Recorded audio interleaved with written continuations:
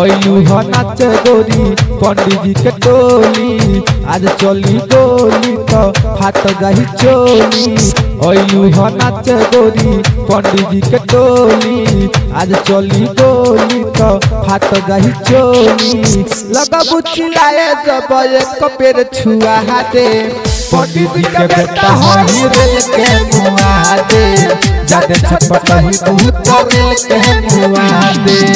ओइलू हो नाचे गोरी पंडित जी के टोली आज चली गोली तो फाट जाही चोली। लगा बुचिलाए जब एक बेर छुआ दे पंडित जी के बेटा हरी रेल के मुआ दे जादे छटपटाही बहुत रेल के मुआ दे। रिकॉर्डिंग और mixing Sakshi recording studio Tamkuhi road Rajpur.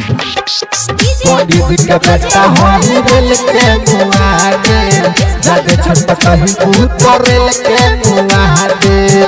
बुझो ना बबी हो तू आई गही घर हो तोहरे बनावे सुनो सब के नजर हो सब के नजर हो सब के नजर हो बुझो ना रे बबी तू आई गही घर हो तोहरे बनावे सुनो सब के नजर हो।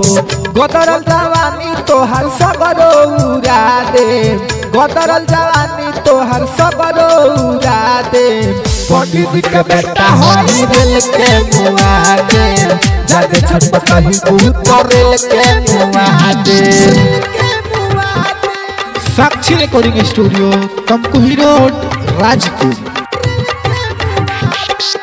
पंडित जी के बेटा हरी रेल के मुआ दे जादे छटपटाही बहुत रेल के मुआ दे।